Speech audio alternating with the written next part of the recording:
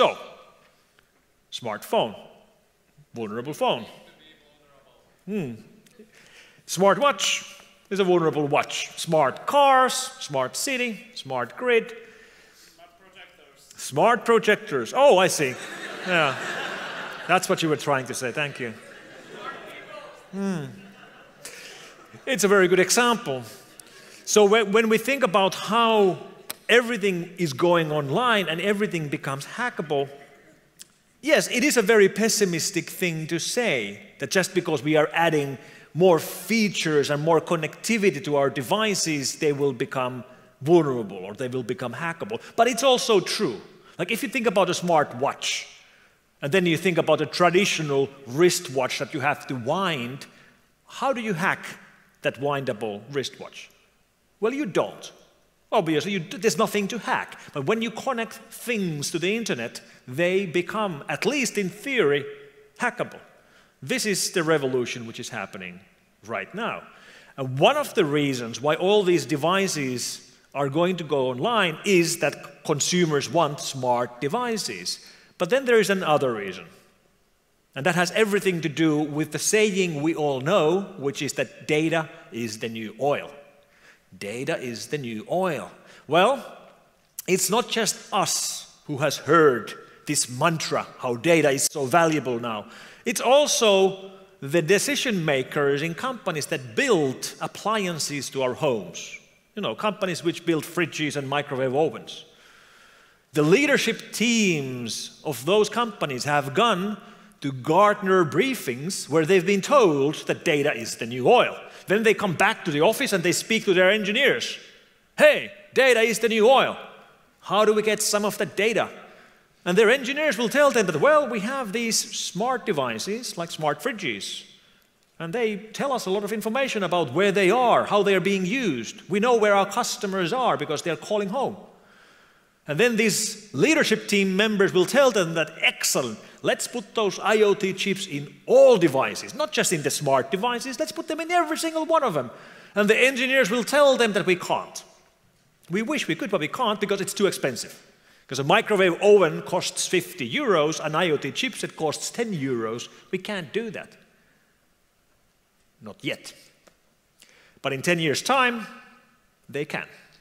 Prices are plummeting. Eventually, those chipsets which cost now 10 euros will cost 2 cents, or 3 cents, or 5 cents.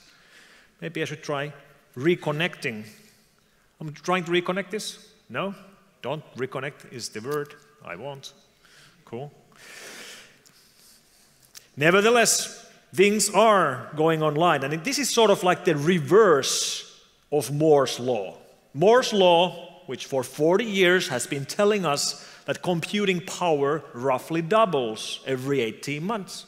Well, the reverse of Moore's law is that the price of existing computing power roughly halves every 18 months. And if that's true, we will eventually be in this situation where everything goes online, whether it makes sense or not. Everything will be connected to the internet. And the way we've been defending our computers has been with software. The way we've been defending our laptops and phones and tablets is with security software. Well, how do you install security software into your smart doorbell? Or washing machine, or microwave oven? You won't. So we're left with very few choices on how to do this. Either the manufacturers have to secure their stuff, or we have to build the security into the network itself. And neither one of these are easy choices, but we will clearly have to do something. And we haven't seen the wake-up call yet for IoT security, but we will. Anything we can do about the screen? Because I would have a video to play. Sorry? He's doing right now. Okay, cool. That's fine. So the trends shaping the world around us is that everything is becoming cheaper and cheaper, the reverse of Moore's law, and everything is becoming smaller and smaller. So it enables us to build this connectivity into smaller and smaller devices. We already have it in light bulbs. But eventually it's going to be small enough that it can be anywhere. The size doesn't matter anymore. And I guess my favorite example on how technology is becoming smaller is IBM Deep Blue, one of the most famous supercomputers on the planet. Deep Blue, which beat Garry Kasparov in chess in 1997, 21 years ago.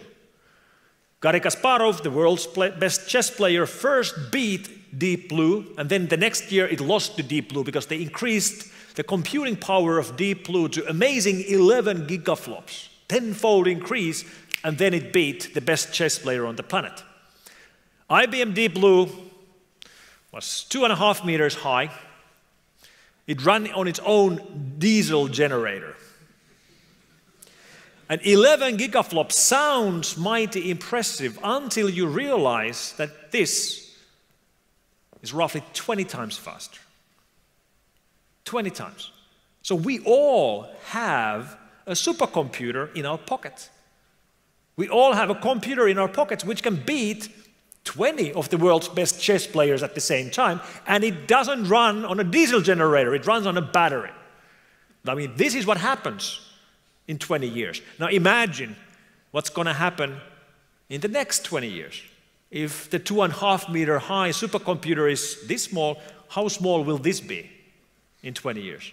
The world around us is changing. Everything is becoming a computer, everything is going online, and the megatrends shaping these changes are the fact that everything is becoming smaller and smaller, and everything is becoming cheaper and cheaper. And we see end results of this connectivity around us already. At F-Secure, we regularly scan the internet to see what kind of devices we find online, and we find surprising devices. We find people's beds online. We find internet-connected curtains, smart doorbells. But then we also find factories, power plants, food processing plants. In some cases, we find the control interfaces of these plants exposed to the public internet, typically over VNC or Windows Remote Desktop, and there's no password. Which means you take VNC and you point the client at an IP address and bam, you're in at a control interface for a factory. And this is a little bit worrying. Now, many of these cases, when we investigate them, they look really, really horrible. Then we investigate it further and turns out that it's actually a honeypot. Turns out it's not a real system. That's why it looks so bad. It's actually completely open on purpose. That's great. But they are not always honeypots. Sometimes they are real factories or real plants with real systems running on them. So what do you do? What do we do when we find a plant from somewhere in the world with its control exposed to the whole internet and there's no password? When we scan the internet and we find water purification plants, or we find power plants or food processing plants, what do you do?